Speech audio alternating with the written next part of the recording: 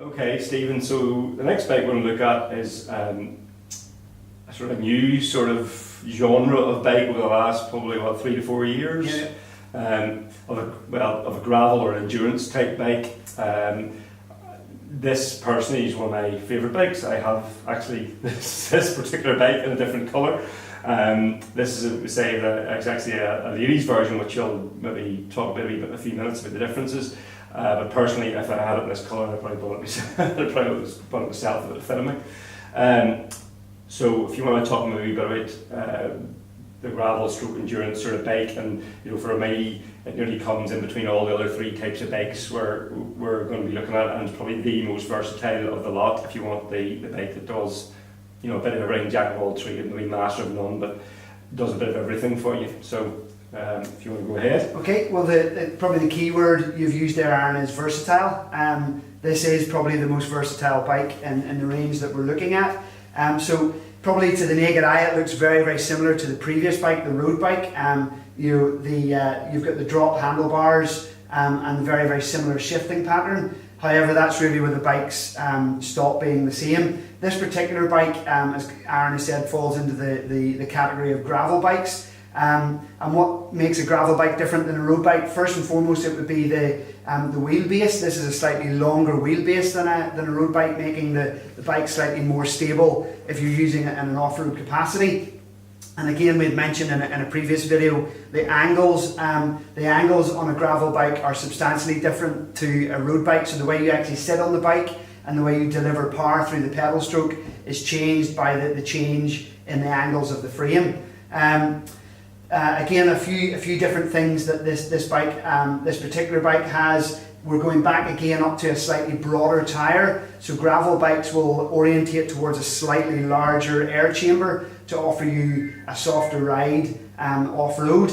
But when pumped up again to sort of 90 to 110 psi, becomes a very performance-orientated tyre as well. So again, we'll go back to that word. It's very, very versatile. This particular bike is a ladies' geometry, a ladies-specific geometry. Not every lady needs a ladies' bike. A lady who is sort of 5'5" and 6 and above can very much move into a unisex bike. The industry now is really generally driven by unisex frames and lady-specific frames. The days of a gents bike has really gone. So what makes a ladies' bike a ladies' bike? Really, it is the length of the top tube. Generally, ladies have a slightly shorter back, so the industry has compensated for that and made the top tube, or what we would refer to as the effective reach of the bike, slightly shorter. So if a guy buys a ladies' bike, which often happens as well, and they've gone for neutral colours to allow that to happen. So a guy with a shorter back would often go for a lady-specific geometry so that he's not overreaching in his effective reach and then putting strain on his neck and his back and shoulders. So that really is the difference between your unisex frames and lady-specific. I think in the past, sort of, the bike industry occasionally just made the bike pink. Yes. Basically, man's bike made it pink, and maybe changed the stem or something a little, but they pretty much just had a smaller bike and made it pink, but kept the geometry the same as the mains or the unisex bike. So now, if you are buying a bike, I suppose as a female, you should really be checking that it's not just the colour scheme that they're trying to sell you, it's the fact that the bike is actually slightly different. If you're below that sort of height of 5'4" or whatever that you were talking about. So anything else about yeah, well, one thing that we probably haven't mentioned on some of the other bikes is the cable routing or cable routing. Over the last 3 or 4 years, the industry has sort of moved away from surface mounted lugs where the cables were external. From a mechanicking point of view, that is always the much easier way to have it. But the industry now is really driving internal cabling so that the bike looks much cleaner, much fresher, and you're not having all the surface mounted cables which can gather the dirt and water when you're out on your winter commute. Which makes it easier to clean as well. Yes, indeed, and absolutely. Yeah, so I mean, in terms of this bike, why I like this type of bike so much is, Stephen will tell you, I mean, I've been in the shop for years, and I had a road bike, I had a time trial bike for those that know me do a bit of triathlon, and I had a mountain bike, and I come in the shops and look at nice bikes and I think, oh, that's a lovely bike, but I never actually go out to buy one. The first time I seen these type of bikes coming in, I actually thought, no, that's a bike that I actually sort of want, and then came in and bought it. I bought it a slightly different way. I actually bought the frame and then built the bike up myself because I wanted slightly different things, different wheels, different sort of parts on the bike. So me being picky, I decided just to buy the frame and then built it up myself. But the key things for this, I think, that make it a really, really good, versatile all-round bike for the commuter and somebody who wants to use it at the weekend is basically the tyres. So all those benefits that you have in the hybrid tyre at the start, you have on this. Yes. You can also, go fairly reasonable. They're not like a mountain bike tyre that they're really, really chunky, so you can still get away with it at the weekend. Yes, absolutely. Go out rides. So I would use the bike to go out with friends at the weekend who are all on road bikes. The other great thing about them is the front fork, which is quite different than actually on the road bike. Not only in the way the geometry you talked about, but the fact that actually this is like a cyclocross fork.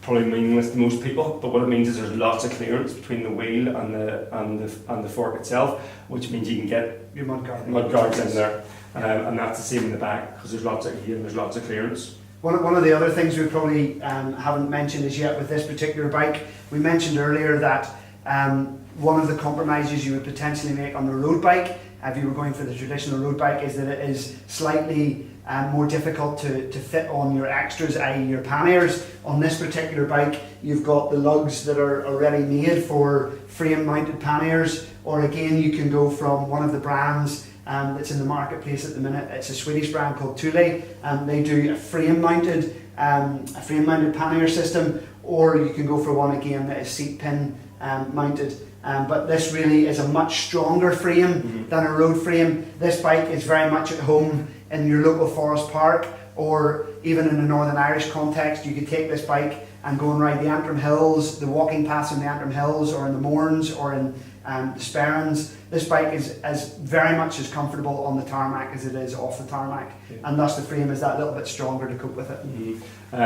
Back when most of these type of bikes also have the sort of disc brakes on them, obviously as well. But you've got the more traditional setup in terms of the cockpit, as it were, with the drop handlebars. I just love this type of bike. I think that they're a great bike. I commute on it, I go out the weekend on it, I do just about everything on this particular bike. I don't worry about potholes so much, so even when I'm out with friends, everybody's pointing at the potholes. Half the time I don't care because it's just right over them. The other thing that we could do in these type of bikes, which again is more of a mountain bike thing quite often, these wheels might not be specific to it, but these all run a tubeless tyre more as well than a lot of the road bikes. And by tubeless, then it's more like your tyre in the car. Yes. So there's no tube inside it, but you get a sealant. Correct. That continually goes around the tyre. And if you get a puncture in the tyre, the sealant actually will seal the tyre up, which means you don't, in theory, have to change the tube or do anything. If you get a really bad slice, it might not seal it, so you'd always carry a tube, but it makes the bike that wee bit more versatile. You have a lot less chance of punctures. Absolutely. And I can say it definitely works because I have thorns in I run tubeless and I've got thorns in it in the tyres, and it works. It works. Yes. In I don't know, 2.5 years I have that bike, I haven't had to fix a tyre at the side of the road. So yeah, I think these are a great bike for just doing lots and lots of different things. And I say it would be my choice. For me, it'd probably be my choice nearly for a commuter bike.